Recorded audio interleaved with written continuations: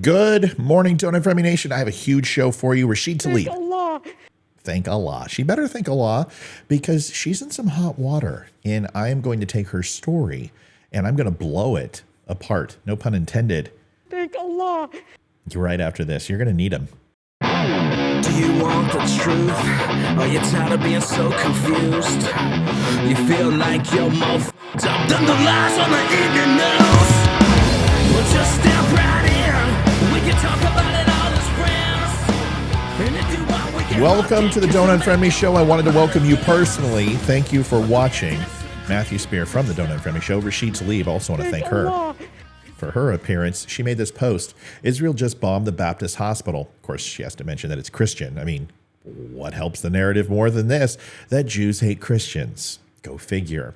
Killing 500 Palestinians, doctors, children, patients, lions, tigers, and bears. Oh my, I don't mean to make fun, and I'm not making fun. I watched the video of the doctor come out as they brought corpses of children surrounding them on the dais. The interesting thing is, if you look closely, and I will not show those videos on this show, if you have a morbid curiosity, you can look for yourself. Rigor mortis had set in. It was only 2 hours posthumous from the vent. There's no way.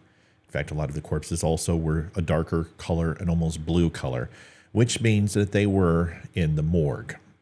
Ridiculous. It's not that kids didn't die, and it's not that they haven't died in this war. The fact that they're using them as props to sell a narrative that's a lie, it's a shame. 20 million people saw this. Do you think this ignited Al Jazeera, Palestinian News, Hamas, and other people in other Arab nations to call for the death of Jews yet again? It's not like there's not a holy war going on, Rashida Tlaib. Do you think it's possible that you might be inciting these things that are happening? Well, considering they used her as a source in all their stories, it is. This is Willie Pete. It's white phosphorus. People saying on Twitter that the hospital supposedly saw these 2 warning shots or explosions. These happen all the time in the area. If there is going to be any type of strikes that take place, Willie Pete is used. White phosphorus, it's like red phosphorus for a signal flare. The Navy uses them in starbursts to warn other ships or to range to target.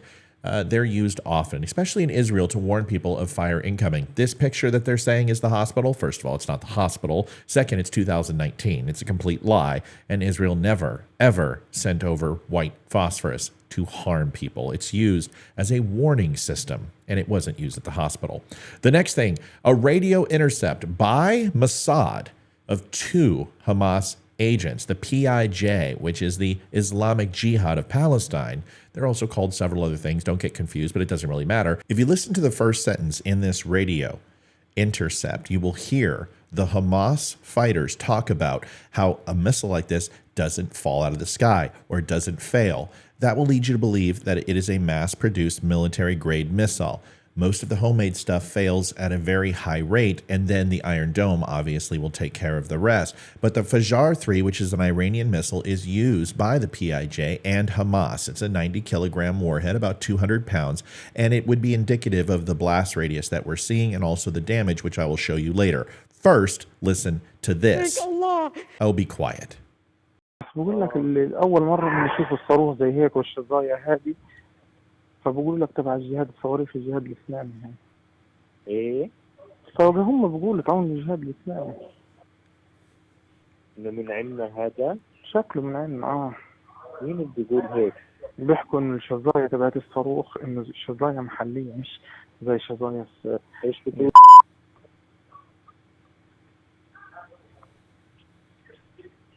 سبحان الله من عندنا ما لقاش غيرين بجرسلي. عاد هذول تلاقيهم من المقبرة الورا دي بفلت محط فيهم. ايش ده؟ بتلاقيهم طالعين من المقبرة الورا المستشفى المعمداني دي اللي هو فسه ونزل عندهم. هو في مقبرة وراه؟ المعمداني ولا عند الساحة بالضبط. You have 2 conversations going between Hamas fighters saying, hey, you know what? He couldn't have hit a more unfortunate spot hitting a hospital. Then you have another one saying that they was fired from a cemetery location behind another hospital, and these maps line up. I'll show them to you in a second. This photograph is new footage. This is exclusive. You haven't seen this anywhere else, and the reason why is because, well, people don't actually want to share the truth. They just want to continue to share the lie, and I'm going to bring it to you. I have a breakdown of it. I'll walk you through it. Here it is. This is the original shot that I showed you last night, which was on Al Jazeera Live. And this is what created all the controversy and had Rashida Tlaib open her big mouth and have a tweet that 21 million people saw. This rocket you're going to see come in. Let's watch its flight path, and I'll break it down for you what happens. This is stray rocket number 1. Now, at this point, it moves closer, and you can see its contrail. Then it ignites and explodes, and it's more than likely a fuselage failure. Now, you could think it's an Iron Dome strike, but that would still be over Gazan territory, and the Iron Dome only looks at missiles or anything coming in that would be a threat that will hit infrastructure, hit populated areas. If it's going to go into a mountain range, if it's going to go into the ocean, they will ignore it and save some money. Very thrifty in their spending. $1.2 billion a day is a little too much, so let's save some nickels. It's doubtful that was actually, because it was in proximity of Gaza, that the Iron Dome would hit this. And if you look at the explosion and the way that it takes itself out, it is more than likely what I just said. Let's watch this. Now, as it comes in, you can see a really bright light. Well, what is that? Once again, it's that aperture thing that I was telling you about, and you're seeing lens flare from this very bright explosion. It looks like complete missile failure, and it looks like it's symmetrical and it's internal, because when you watch it fizzle out, it disappears quite quickly. No other secondary missile intercept took place there.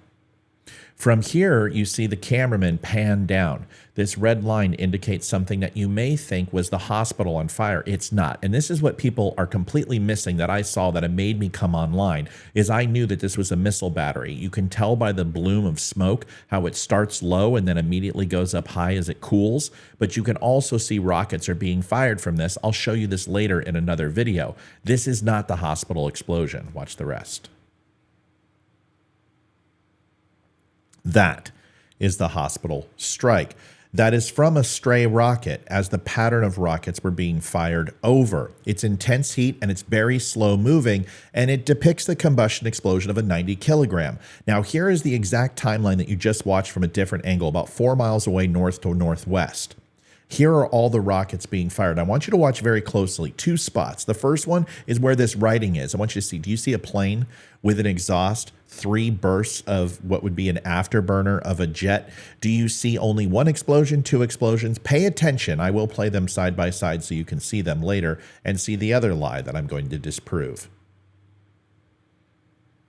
Middle of the picture, you will see the horizon. Bam. Now, this bloom that you see here where the arrows are encasing this explosion, this does not indicate a GBU bomb. This is lens flare. Like you saw in that other explosion, the aperture of the lens is extremely wide open on these cameras. These are security cameras.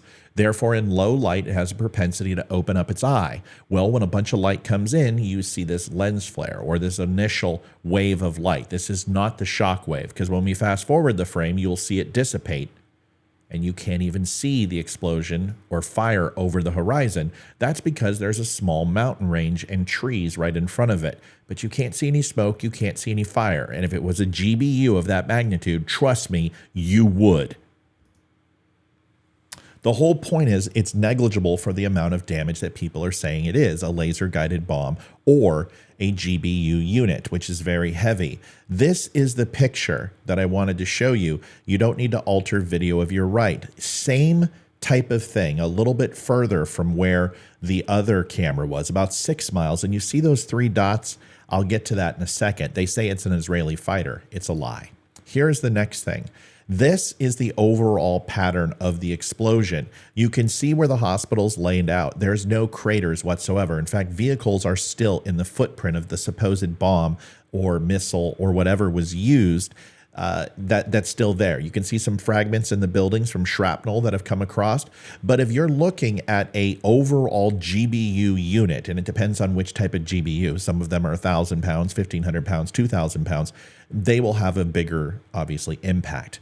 You're looking at 21 feet in diameter on the top picture. That's an example of Israeli Air Force ordnance. How do I know this? Well, because it's U.S.-based ordnance. The second one is 19 meters, over 60 feet, depending upon the size. So you can have a wide range of gravity bomb units which use their own propulsion and inertia, with minor fins changing the overall aerodynamics and profile of the bomb to adjust. You can use a laser guided bomb unit, and you can also use GBUs that just use gravity and are targeted by the aircraft.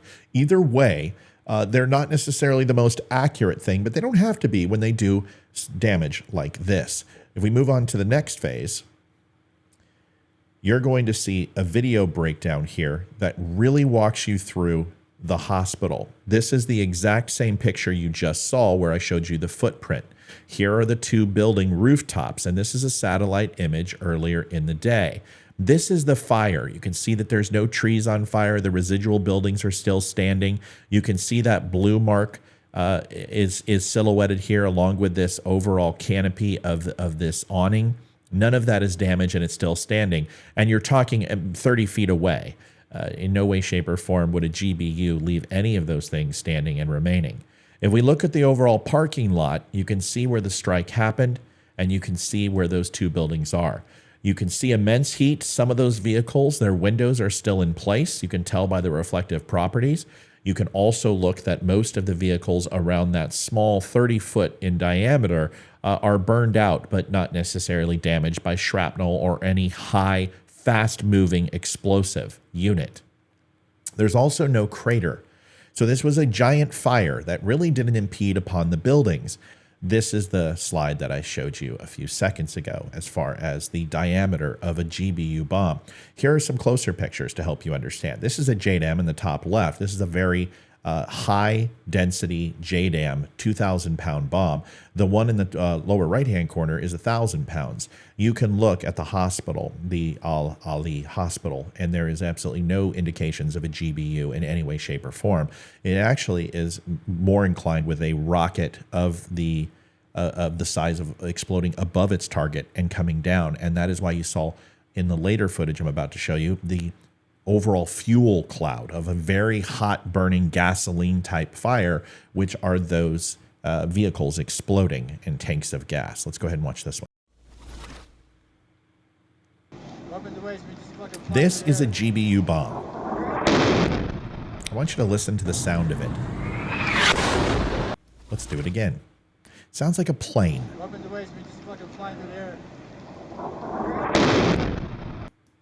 You can actually see a GBU bomb when it comes in. It has a very fast-moving profile, and it's very large, and it comes in vertical. It doesn't come in at an angle. GBUs come in from straight up and straight down. It might have a 7-8 degree angle, but it is not going to be like most missile fire. And if you look, the explosion is magnificent. Immediately, you're seeing pieces of earth scattering all around it, and anything within 150 to 200 feet is immediately obliterated. Anything within 200 yards is concussed and damaged, and it moves mountain and earth. Let's watch it again. Up in the waist, we just fucking flying through the air. No whistle. That's a whistle, and that is a low-profile, slender 6.5 foot to 8.5 foot missile. And when you look at the overall explosion, once again, it starts from the top and comes out. It is not designed to do building damage. It is not designed for that. It is a killing device, and that rocket is meant to set fires, to have secondary damage, but also kill anyone within the immediate area. Listen and watch again. And as you look, you'll see the cloud extremely hot. That is fuel. The reason why it's lit up right there at that point is those are all the fires illuminating the steam and the smoke and the heat. But you're not seeing anything drop. You're not seeing anything explode. You can see that there are trees, telephone lines, everything else in the area that are still standing. If that GBU went off, it wouldn't be. Fairly cool to see that. This is the video I wanted to show you that will drive you absolutely crazy. This is the one that was actually manufactured. I zoomed into the pixel count. There is an overlay here. There's two things you should see. In the top left-hand corner, you're going to see 3 fire bursts, which looks like an afterburner or some sort of spatial flare from an air defense, from a natural electronic countermeasure like flares, heat flares, to go ahead and confuse heat-seeking missiles, an integrated air device that was actually shooting down or trying to shoot down a Israeli plane. That's not what happened. This, you can tell by two things. One is that the extreme white light of that overlay. And then I want you to see the rockets and the explosion. It has a very orange tint to it. These are bright white. If it was going supersonic, you would hear it on this footage. You would see the actual camera shake. They were not going supersonic. And you don't drop GBUs or laser guided bombs going supersonic. And you certainly don't do it from an altitude of 400 feet. It's BS. It's an overlay. This is another angle, and they added it to it. I'm going to play them both geosynchronously, and I want you to kind of take a look and see what you think. I apologize that I'm my own editor. I don't have guys to play this stuff, so I have to do it myself. Here it is, both playing roughly at the same time.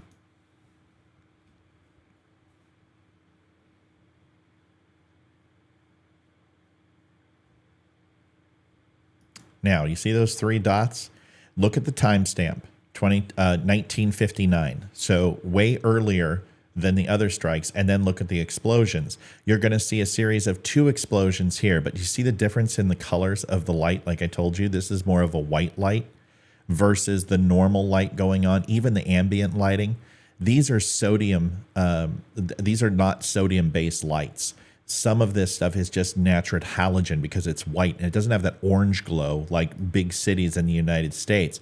So they're not using sodium-based lights. The fact that this thing is showing these 3 dots, the angle is all wrong, the drop rate is wrong, and most importantly, these aren't signal flares. This is an overlay. I don't know what it is, but it's showing dissipation, and that's not the way an afterburner on a jet works, and it's certainly not the way signal flares work. They go from the back end and they sprout out on both sides. This is just somebody trying to go ahead and convince people that this is Israel, and it's not. Now watch the secondary explosions that weren't in the first video, but in the second video. Watch this.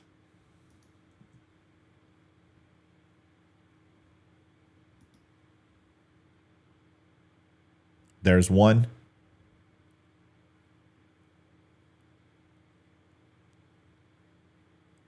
And then here's going to be the second one.